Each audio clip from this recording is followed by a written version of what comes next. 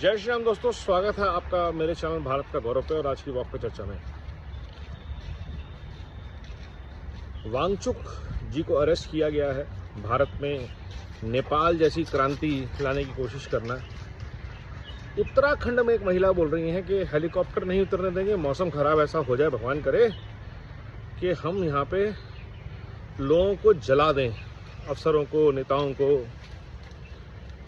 और एक तरफ आई लव मोहम्मद के प्रोटेस्ट चल रहे हैं, अचानक कहीं से शुरू हो गए हैं और वहाँ पे लग रहे हैं नारे सर तन से जुदा।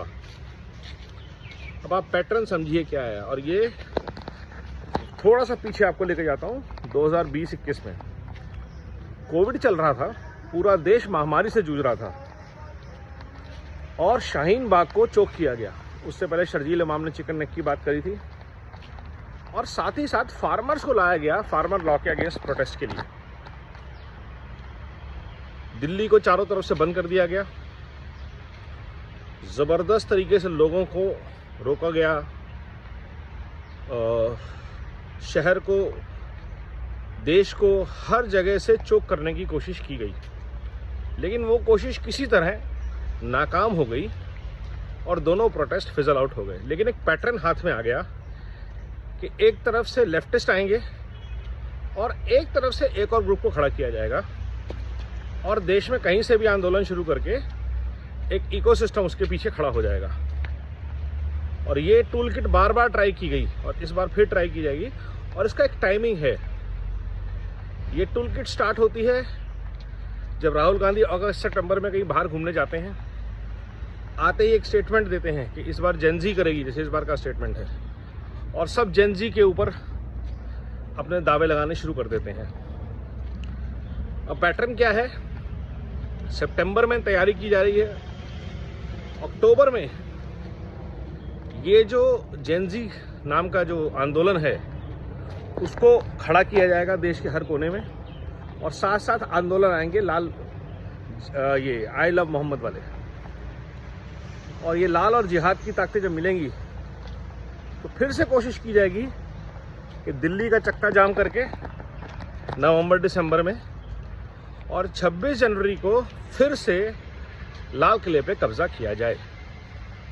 ये पैटर्न है। अब लगातार देखिए, वो स्टूडेंट्स को सामने रख के, बच्चों को सामने रख के, ये योगेंद्र यादव, ये सोनम वांगचुक, यही रवीश कुमार, यही राजदीप सरदेसाई,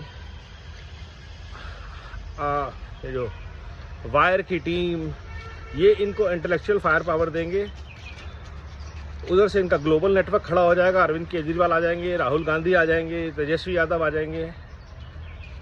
और ये पूरा जो लेफ्टिस्ट इकोसिस्टम है। और मुद्दे में क्या है? भ्रष्टाचार।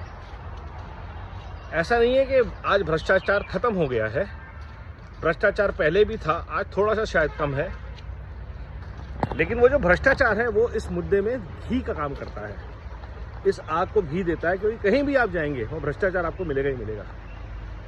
और उसके नाम पर देश को जलाना, बसों को जलाना, बिल्डिंगों को जलाना, लोगों को मारना आसान हो जाता है। तो आपने एक तरफ से धर्म, एक तरफ से जाति, मजहब, प्रोटेस्ट, बच्चे ग्रुप को डाल दिया और उसके ऊपर कवरिंग फायर दे दी करप्शन की।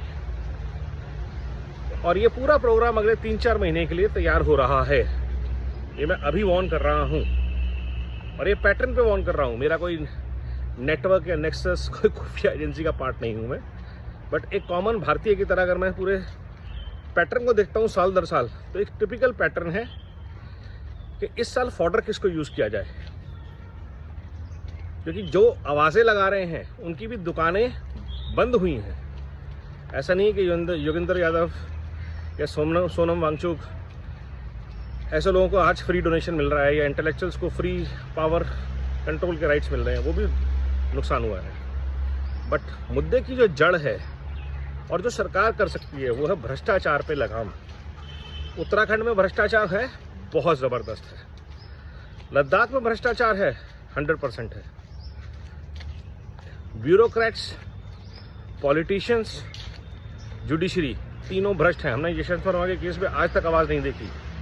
नोट जले मिले हैं, गड्डियाँ, और पूरे इकोसिस्टम चुप है। और इस इकोसिस्टम के खिलाफ मैं बार बार बोलता हूँ, भारत की जनता में रोष है और उस रोष को चैनलाइज कौन करेगा? पहले सरकार इतने पॉजिटिव काम कर रही है, बहुत अच्छे अच्छे कदम उठा रही है, स्वदेशी से लेकर के आत्मनिर्भर Bharat, vocal for local, ODOP जैसे बहुत सारे काम जिससे लोगों को रोजगार मिल रहा है। लेकिन भ्रष्टाचार आज भी हमारे जीवन का एक बहुत बड़ी त्रासदी है। तो सरकार अगर इस पे कार्रवाई करे तो शायद लोगों पे लाठीचार्ज और गोलीबारी की नौबत नहीं आएगी और इन लोगों का एजेंडा अपने आप फिजल आउट हो जाएगा।